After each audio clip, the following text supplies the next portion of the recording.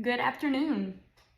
I hope that you are just downright hangry with the need to be completely vulnerable, yet intuitive for self-growth, while striving to be profoundly more comfortable and genuinely organic, and also while learning how to subdue and accept your worthiness.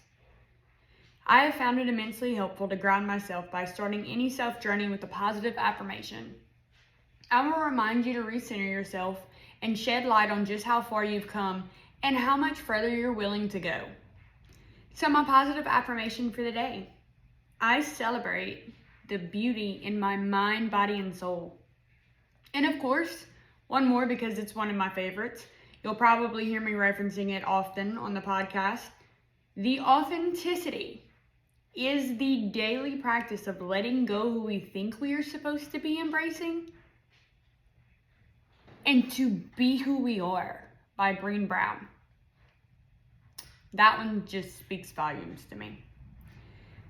So listen, I promise to do my best to only ramble on with explaining this the best I can without actually diving right into it. My rambling and need to give a full backstory will only be found within the prelude. I feel like it's my duty to give a full depiction of who I am, where and what I've suffered and surpassed, and how trustworthy this journey will be for you. It won't be just another podcast rambling on about what you do face having ADHD. Because let's face it, we're all tired of hearing about what we face, but nobody's talking about how to overcome and thrive with it. So listen, here's one of my biggest ground rules. And nonetheless, safe to say, my biggest pet peeve. I don't sugarcoat shit here. Absolutely never ever. I don't speak for everyone. However, my guess is most of us are not trying to go out with having diabetes. You know, maybe some liver or kidney issues from the overload of alcohol consumption, because that's how we chose to cope. But we're not trying to go out with diabetes, right? So, my boundary line of no return, and I don't have many, but that one is firmly engraved here. And later in the series, you'll hopefully start to understand why. And just a little disclosure, I do have a wonderful grandmother that I do love dearly, and she does suffer from diabetes. Watching her go through all of its challenges and living with it, I've learned firsthand that it is certainly not a forgiving nor lighthearted disease. So please do not assume that I am referencing diabetes in a joking manner, because I'm not at all. And it's merely used here as a relatable reference to help everyone understand the relationship or relative process in comparing the sugarcoating method to a sickness that can make you internally so ill and decrepit. You need to understand the relationship and relativeness as to how much your thoughts, while trying to have an excuse or come up with an excuse or sugarcoat any part of the situation, is severely hindering your mental health, faster and deeper than diabetes could ever do to your body. Once you have that first aha moment, and you see the relativeness or importance of the connection within the first negative thought that appears subsequent to your first initial thought, that's when you're onto something. Only then are you able to reorganize the priorities and the order they flow naturally within your thoughts. So I'm going to go ahead and dive into one of the first things that we'll go over. And this is something that I've built or outlined for me to be able to help you to completely regenerate from the base of your fundamental building blocks, which makes you who you are in your entirety. So then and only then, you are going to be able to learn how one simple disassociation of a negative thought, no matter how small or harmless it may seem, can actually make such a difference. For perspective recaps, I'm going to go ahead and give you an example. While looking through a normal neurotypical thought process and or viewpoint, at the grand scheme of things, we classify the one-word disassociation as simple. Also pointing out, when we view it as simple, we are doing ourselves a huge disservice, right? So we're doing ourselves a disservice in self-compassion and self-worthiness. And it's not okay at all. But does anybody actually care to elaborate why that is the way that it is? If so, please put in the comments down below. I would love to have some feedback and hear what y'all have to say. But I'll give you a hint. So look for the word or words that will immediately turn the harmless thought or reference, though it's happening in a muttered subconscious manner, it will later maliciously endow into your thoughts, inflicting the reason and automatically justifying with factual examples of the prior events that led to the manifestation of this negative thought, right? So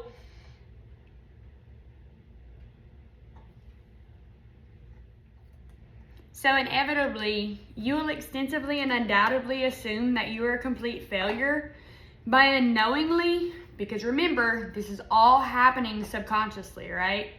Diminishing your self-worth, leading to a deep feeling of emptiness stemming from your inner assumption of incompetence, which will lessen or downplay your self-worth, your level of intuit, and even the confidence of being able to function as an adult.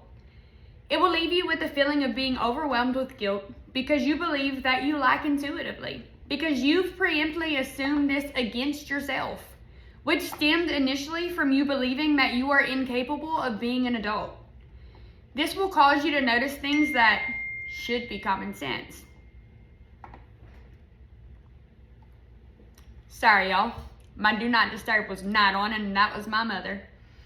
So this will cause you to notice things that should be common sense, right?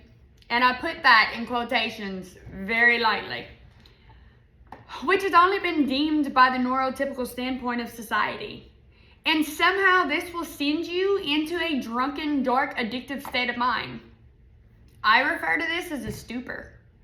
So now we'll go over the one and only reason, and I mean the one and only reason you should never again look at and compare yourself to the bar of normalcy or simplicity. There's such an imbalance and shortfall between the broadness used for these terms. By using this standard, you are inadvertently setting yourself up for failure. We are way too complex. We will completely fill up the entirety of the shortfall void. We are way too complex. Do not try to compare yourself or hold yourself to those standards because you're going to fail every time. You're too complex and too diverse for it. But you know, if you're anything like me and the way my mind works, you've probably been ignoring and are running from yourself or reality, and yes, this includes even your own thoughts, because you have always had a hindsight in accepting your own self-worth and beauty that is deeply engraved within your soul. Furthering that, I'm sure you have been a real asshat to yourself lately. I know I certainly have. Holiday season is my worst. Absolute worst. I become an asshole from hell for no reason. I hate myself. I'm just mean, and I'm bah humbugging, and I don't even know why I hate Christmas, right? But going forward, you're going to have to learn to approach yourself with sympathy, understanding, and compassion, while also analyzing what you've done, what you haven't done, and what you feel or think that you should have done. Also, remember, you are setting yourself up for failure by having those over-the-bar expectations for yourself. We'll go over that later. You also need to notate what you have overlooked due to the mental exhaustion and incapacity to form a conclusion and decision to act upon the situation. But also remember not to succumb or get lost within the guilt of not dealing with or tending to it. That's not the point here. The point is that you need to hold yourself accountable from all of the different angles, right? But it doesn't mean that you get to punch yourself in the face because you're holding yourself accountable. It's not what we're doing here. Not today, not yesterday, not ever. So, thing about it is, we're all human, and we all get burned out to the point of exhaustion. So, here's a quick thinking exercise. My hope in this is to gently direct or guide your brain to analyze and see things from different angles or perspectives without actually needing a visual aspect to go off of. In this scenario, you have two different options, perspectives, and our outcomes, or angles, as I like to call them. Here's the scenario. Somebody feeling the need and or entitlement to possess the audacity to speak the words to you that you chose and effortlessly spoke to yourself, either out loud or in your head, has taken the opportunity to speak to you with such demeaning accusations. Here's some follow-up questions. Would you feel the overwhelming need to stand up for yourself? Would you have the compulsive reaction of punching them straight in the very vocal cords that were used to demean you in such a heartless and inconsiderate manner? Or, if you chose to answer no to the question above, there's merely but two reasons that would lead you to that conclusion and decision that I can wrap my head around. If you can come up with another reason, please put it in the comments. I would love to hear it. But my number one reason, you're absolutely terrified of confrontation. And if that is the case, I will have a specialized outline of exercises later in the podcast series to help you identify and overcome that fear. But number two, you've lied about your true intentions to try and hide the amount of anger you sincerely feel internally. If you find yourself leaning towards option number two, then please do yourself a favor and refer to the non-approved sugarcoating method description and why it is pertinent to your progress to learn, embrace, live, eat, and breathe the disassociation of this method. Once you've revisited and learned, please resume back to this point of the podcast. If you find yourself hovering over option one, then please accept and know there is no guilt attached to your fight or flight response to the situation. Also notate that if you felt any inclination of an angered response, well then you probably shouldn't have the audacity to speak those words or accusations to yourself. See, the golden rule also pertains to yourself. Your biased inner critic should not be an exception to this rule. I'm still learning this today though. I have a hard time holding my inner critic up to that rule because, I'm just not good enough some days, right? But in reality, I'm good enough every damn day. It's just the way your mental health plays tricks on you, right? So, I'm going to go ahead and let you know that if you find yourself not holding your inner critic to the same golden rule as you would any other person, then it's time to visit a self-accountability exercise built and designed to make your inner critic aware of the considerate standards you promised to uphold it to. Now, I'll go ahead and list two quick reasons why you should not say these words to yourself. One, for a good comical standpoint, it could turn dark quick. I mean, if you chose to throat punch yourself for the words that you have ridiculed yourself with, I would buy tickets to that shit show. And anybody who says they wouldn't happens to be a damn liar. You'd be more of an icon than Fletcher off of Liar Liar. And shall let me tell you, he certainly made his debut with that one iconic line. And if you don't get that one, then Google it. You'll thank me later. It'll be worth your time. And reason number two. Reason number two is kind of like the other reason number two. Thing is, it doesn't make any sense for you to lean against reason number two. But reason number two is, it's a bullshit sob story where you claim you wouldn't throat punch yourself. And I really don't want to hear it. Because at the end of the day, you're not wasting my time, you're wasting yours. Here's the kicker though. Because you mentally, and some of us may even physically punch ourselves in the face constantly. This is where we learn how to fix it though, y'all. So we no longer need to cope to exist. And to each their own on learning how to cope. Okay, there's no shame in however you coped. There's not. Sad part is, more than likely, it is something you're not even sure is the reason why you feel so empty or worthless. So along the way of this journey, I'll be giving real life things and examples solely for the purpose of any of the visual learners or someone who just needs something to feel and look at. If you haven't noticed, I constantly have something in my hands. I fidget the whole time I'm talking. I talk with my hands. I'm a coon ass. It just is what it is. So I get that there are some people that actually need something that they can see, touch, and feel, and analyze and look at it. So no judgment here, promise. So if there's anything that I can give a better visual representation with, please reach out and let me know, and I'll do my best to conform and help you guys.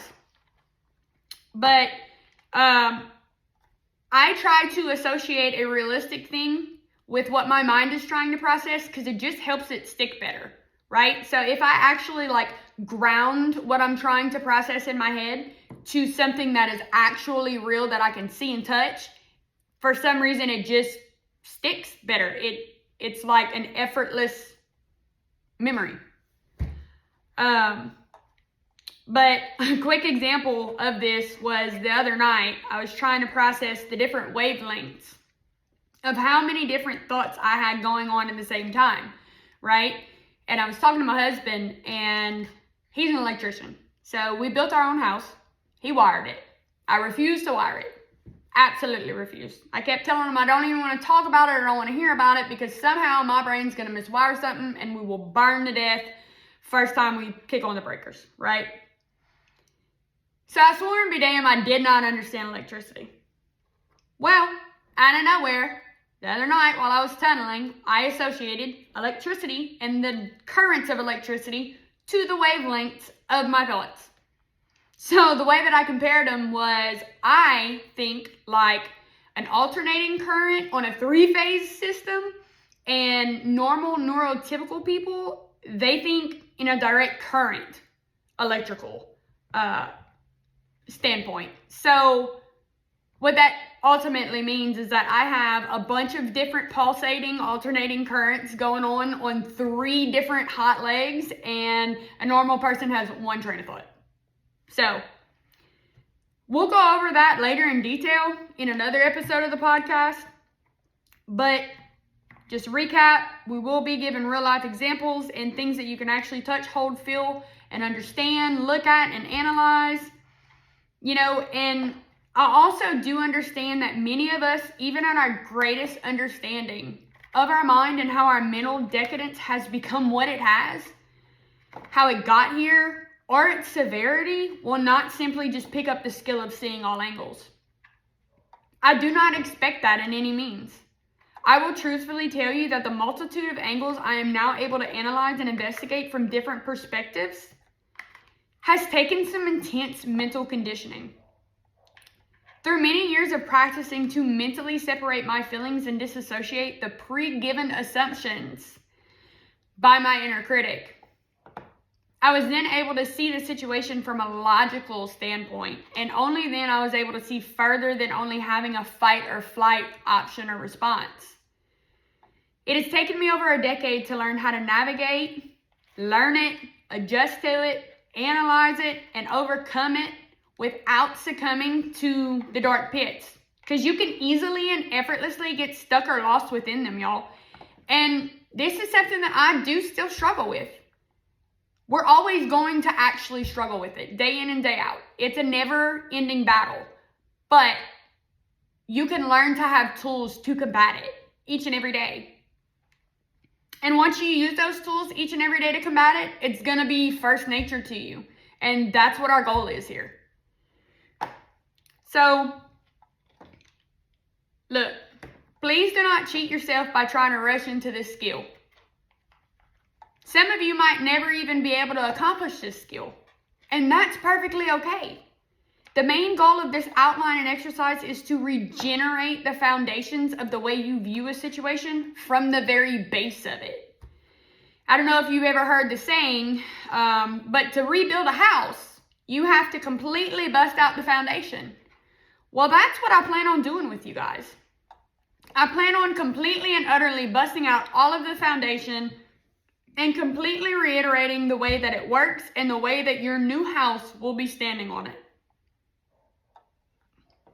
That's the only way to actually fix what is mentally going on with you.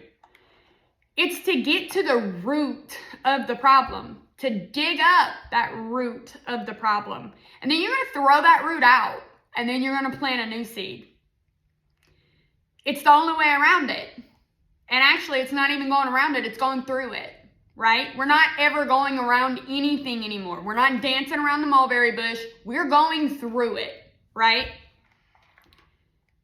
So, I'm not perfect either, okay? And I do still struggle with all of it every single day, day in and day out. But I can tell you that my struggles now are a hell of a lot lighter than they were 10 years ago. Shit, even 3 years ago. But I'm definitely not perfect. I don't have a psychology degree. I do not have any kind of psychology background. I'm not a professor. I am just someone who has combated and lived and figured out how to surpass and conquer it. More so often than not, so I'm just trying to enlighten y'all on shaving years off of the process here. But, it's also for you to learn subconsciously to be considerate as first nature to yourself and to others, no matter the severity of the situation. There's no ifs, ands, or buts about this. And the quicker you get rid of that word from your vocabulary, the quicker you will hold yourself accountable for being an asshat that leans on excuses for justification. If I hear the word but come after any kind of statement, I immediately elude all truth to it because there should not be any secondary clauses to any kind of statement whatsoever. And you should not be using the word but to justify any of your asshat behavior. And that's the brass tacks of it. And look, there's no honest reason for the words that you have muttered up, the audacity and self-hatred you have funneled to ridicule yourself with, right? There's no honest reason. There is no reason that you can tell me that actually makes sense and is completely truthful. You're not going to produce one. Because these are labels that we have assigned to ourselves from preemptively making us a bad person whenever we're not. So, never, ever, ever, ever, ever, ever, ever let it come out of your mouth again. Like, if you learn nothing else from this entire series or channel, learn that. Learn how to tell your inner critic, no ma'am, that's not okay. That's what we're not going to do today. It should never, ever come out of your mouth or in your thoughts ever again. And that's, end of story. Like we said on here, c'est tout fini. So let's face it. If anybody else would have had the audacity to say those damn words, those same damn words, it would have, and more importantly, it should have been a problem in which you would have had to address it. If you wouldn't have, consequently, you will forever subconsciously be stuck there and never actually work through it and heal from it. See, whenever you choose to just cry about it in the corner, and look, y'all, I'm really not one for the faint heart. I say what I mean and I mean what I say. Whenever you just cry about it in the corner and stay silent, you are inevitably robbing yourself of the right to voice how you feel about the situation and how it affected you. So it would inevitably haunt you, whether you realize it or not. So let's go ahead and jump into a question exercise. And this exercise is designed to actually make you ponder a little bit deeper than you normally do. So have you ever had those days or even weeks or months, because sometimes they last forever, right? Where you're just so damn mad at the whole world, but nobody's done anything to piss in your Cheerios?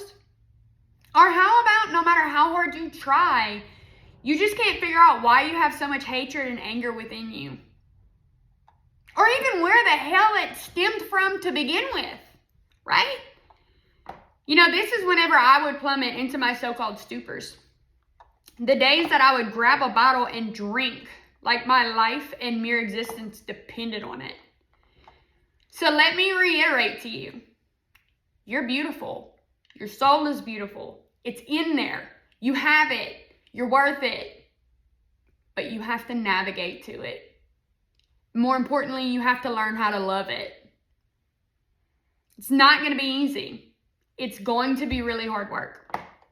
Only pig-headed perseverance and sheer dedication to learn how to love yourself will let you find it. It's important to follow the outline of the path in the direct steps that I'm going to be laying out. Also, making sure that you understand in all of its entirety every connection and relevant point made along the outline of the path that I'll be laying out for you guys. It's the most important part of all of this because it is you. The path is you. The connections are you. The relevance makes you. And I'll further break this down in the next episode. Without understanding and learning what connections and relatives makes up the points that become our thoughts,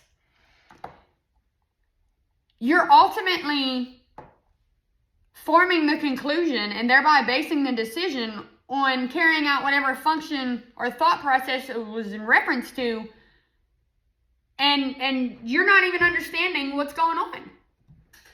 So you have to understand and you have to be able to know where the relativeness is and why it's there, right?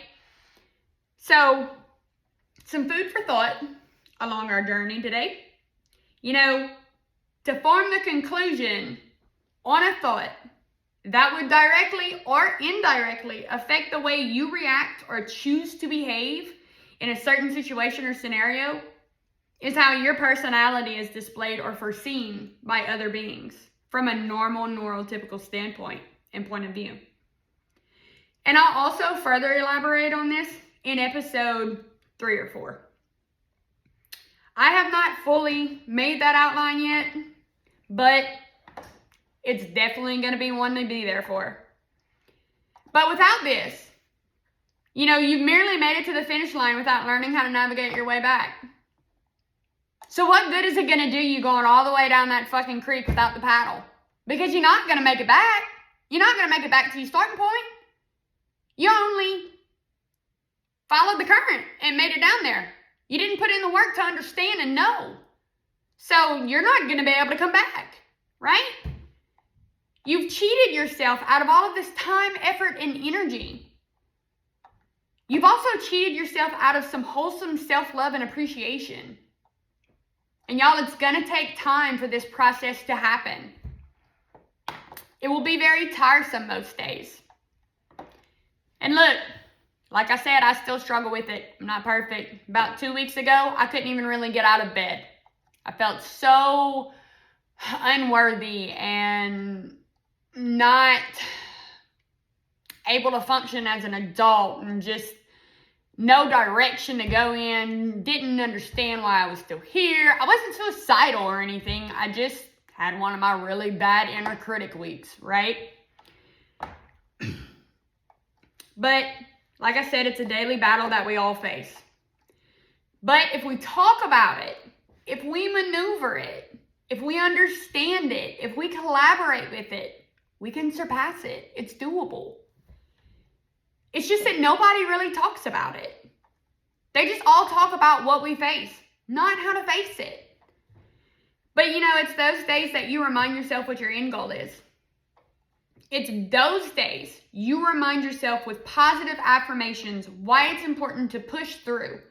I don't give a shit if you look in the mirror and you say, you know what? You're a bad bitch. And we're going to do bad bitch shit today, right?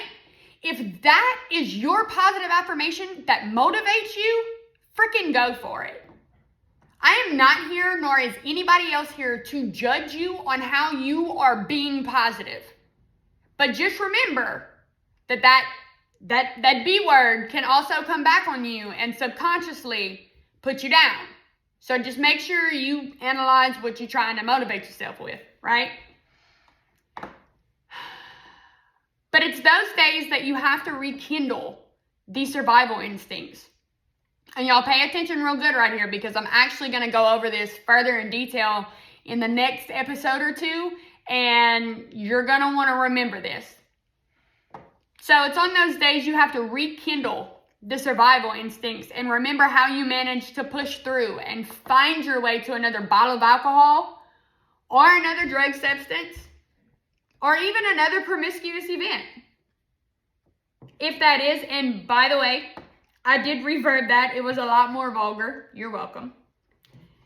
But if that is what you use to escape from reality, because, you know, we all cope in different ways. I myself have used all of these coping mechanisms, all of them. And not just one at a time sometimes. Sometimes it took all of them to cope. You know, it is what it is, and we all get through it how we get through it. And at the end of it all, you just have to be thankful that you were strong enough and you made it through survival, right? So kudos to you for making it through survival.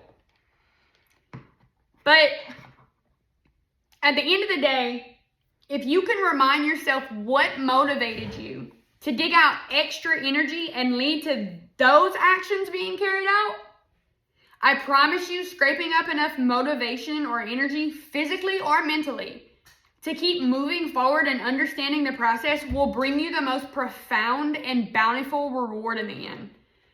Find what drives you, right? Find what drives you to do everything you do, good or bad. Whether it's good or bad, find that drive.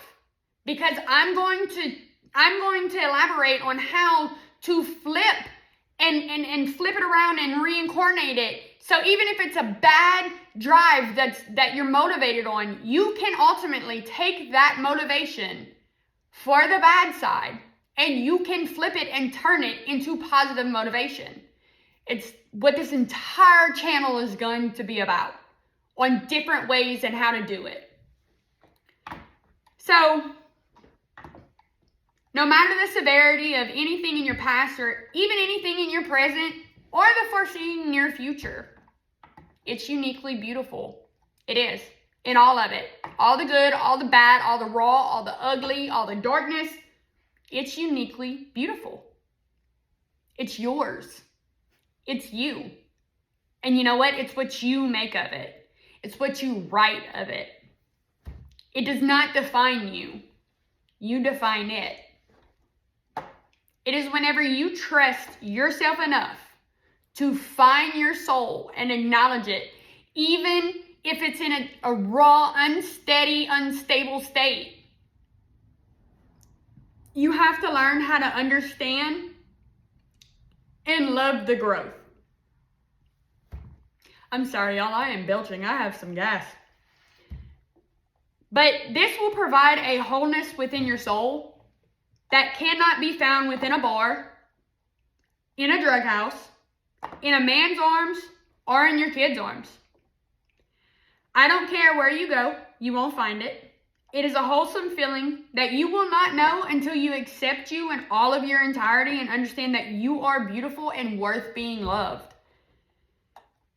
I have been to all of these places listed, plus plenty more that I won't list, at least not right now. I might dive into my complexity and diverse upbringing in another chapter. We'll see where the journey takes us. But you know, I've searched high and low for a tiny sliver of wholeness, or even just a hint of self-peace. To not hate myself so deeply. I just wanted to feel human again and not feel so damn empty and alone with all of these loud thoughts of worthlessness. I did become an addict. I became an alcoholic. I became a manic depressive woman.